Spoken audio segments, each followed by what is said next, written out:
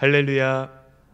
하루의 시작을 하나님의 말씀으로 시작하시는 우리 성도 여러분들께 오늘 하루도 주님의 사랑과 평안이 가득하시기를 소망합니다.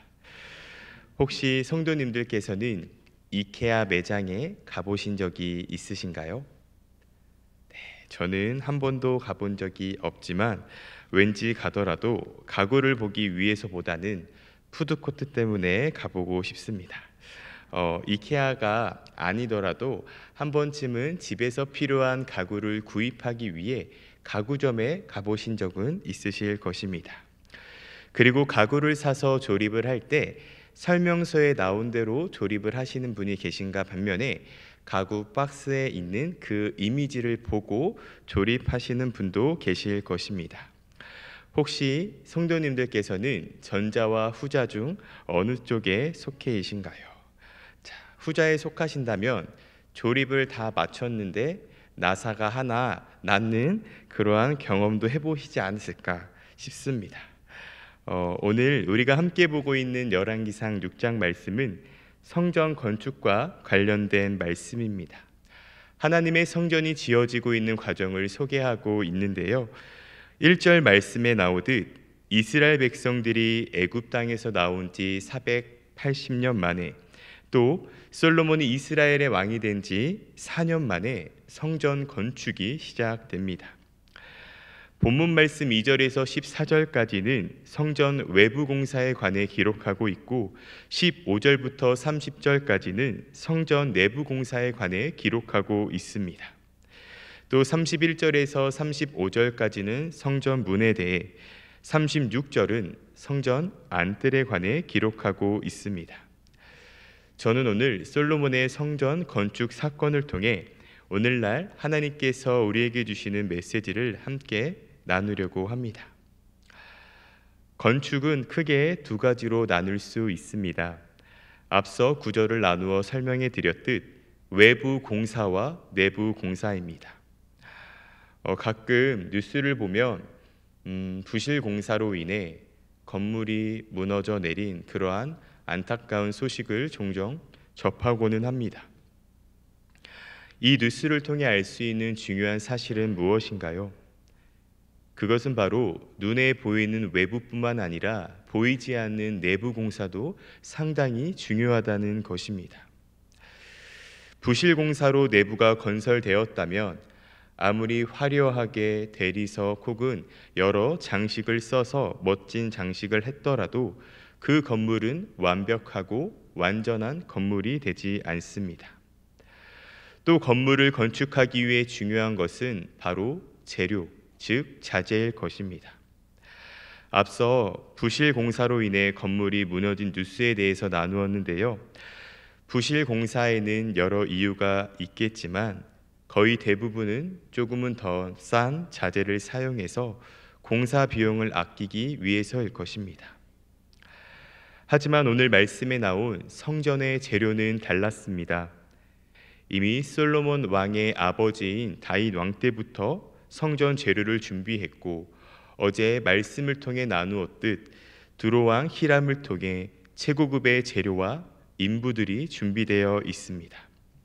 열왕기상 5장 18절의 말씀입니다. 솔로몬의 건축자와 히람의 건축자와 그발 사람이 그 돌을 다듬고 성전을 건축하기 위하여 제목과 돌들을 갖추니라. 이처럼 성전을 건축하기 위한 최고의 재료뿐 아니라 최고의 기술을 가진 기술자도 준비되어 있습니다.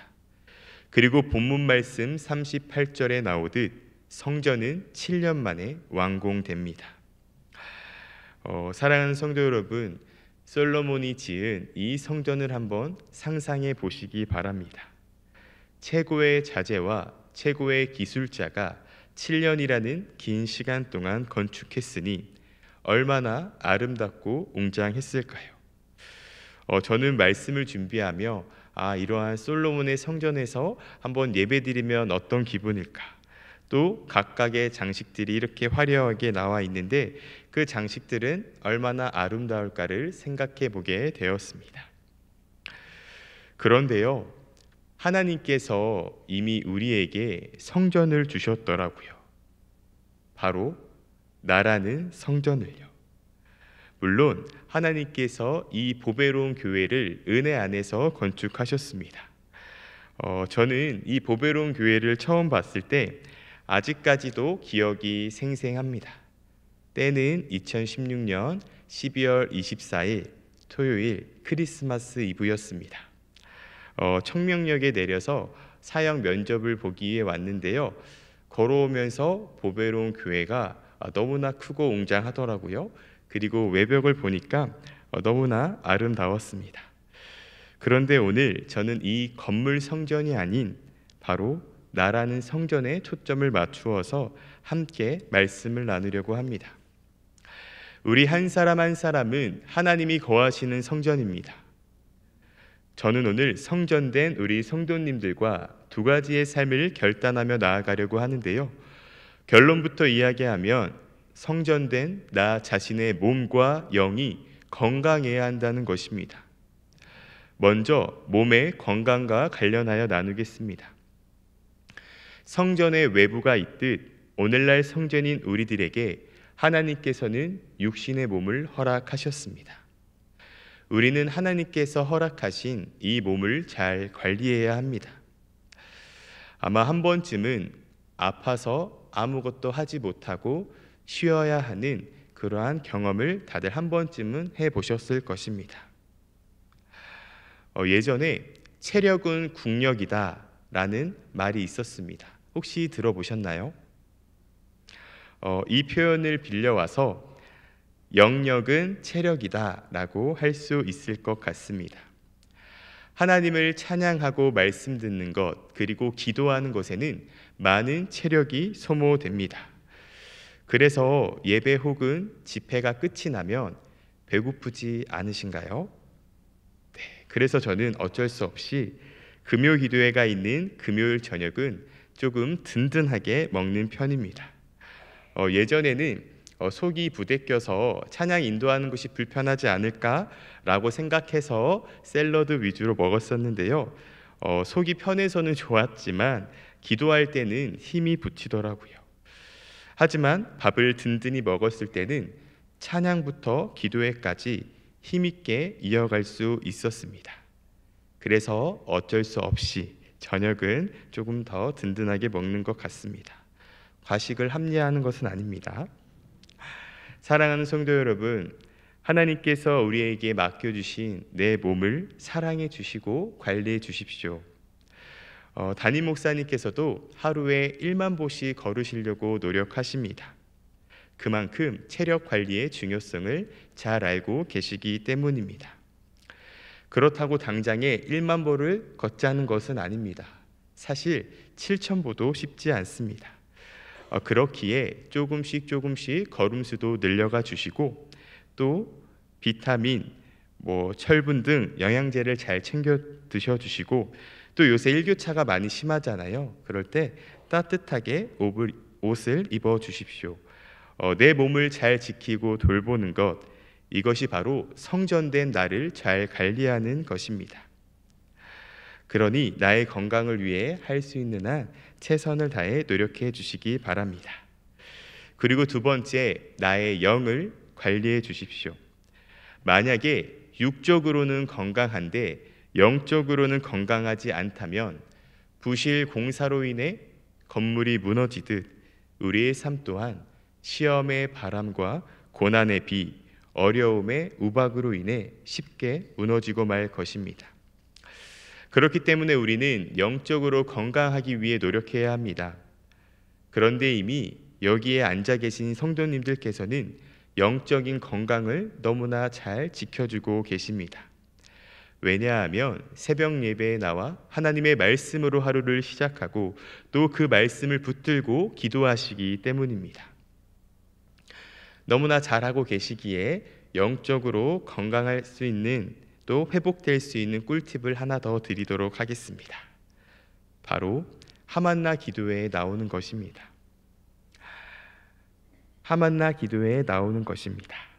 네, 하나님의 특별한 은혜를 경험하고 성령님의 강력한 임재와 역사하심을 경험하는 것만큼 우리의 영이 건강해지는 방법이 있을까요?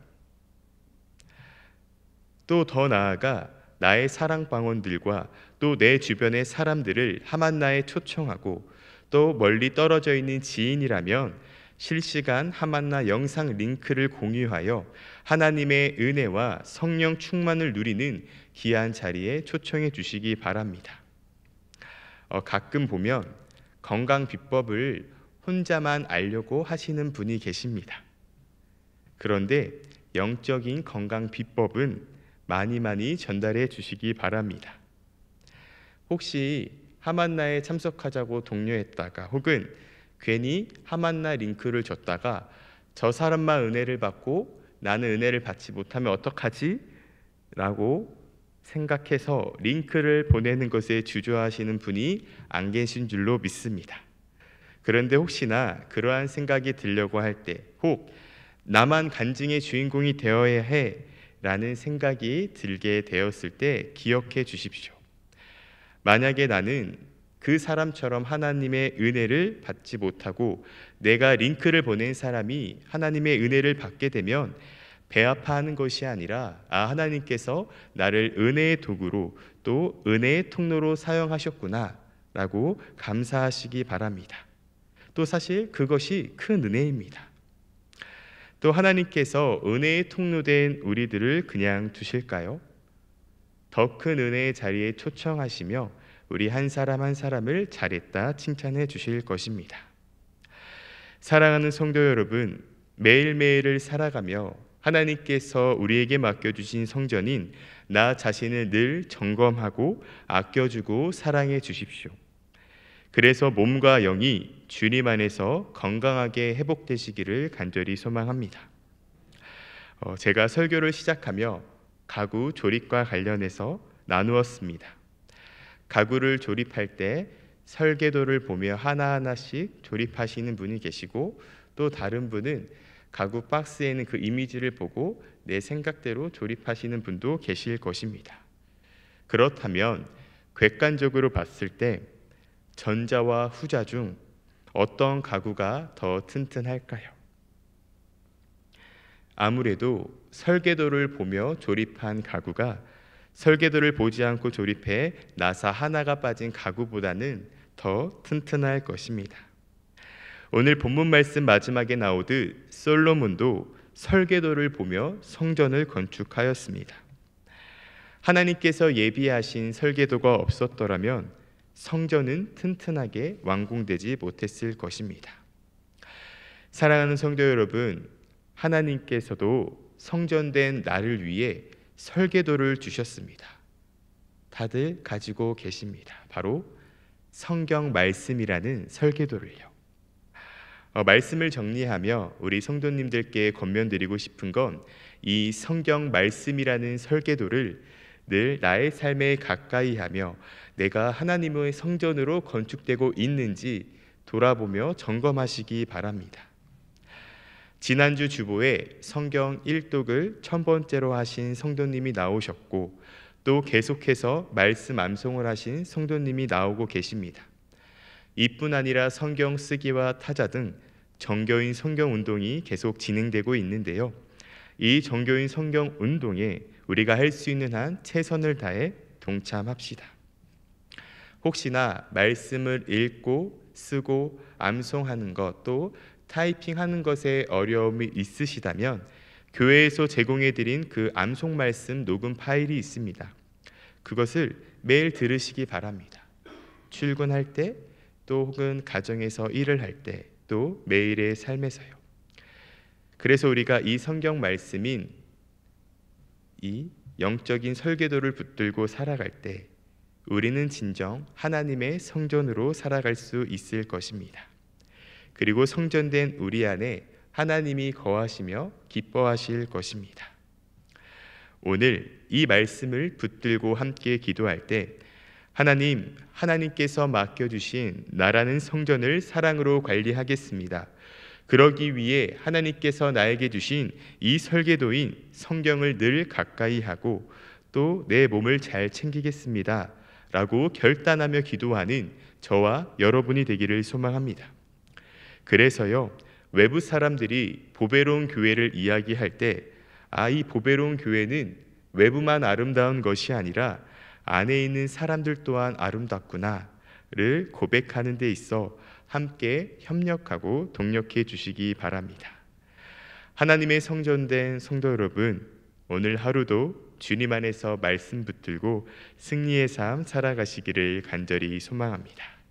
함께 기도하겠습니다. 사랑이 많으신 하나님, 하나님께서 우리 한 사람 한 사람을 성전 삼아 주셨습니다. 하나님의 성전인 우리가 몸과 영의 관리를 통해 온전히 하나님이 기뻐하시는 성전으로 살아가게 하옵소서. 또 그러기 위해 가장 먼저 하나님의 말씀인 성경을 삶의 설계도로 삼게 하시고 또 은혜와 성령 충만을 경험하는 한만나 기도의 자리에 사모함으로 참석하게 하옵소서. 하나님께 귀한 예물 드리는 손길이 있습니다. 이 예물을 주님께서 받아주시고 여러 이유로 예물을 드리지 못한 손길도 주님께서 기억하여 주셔서 위로와 평안을 허락해 주옵소서.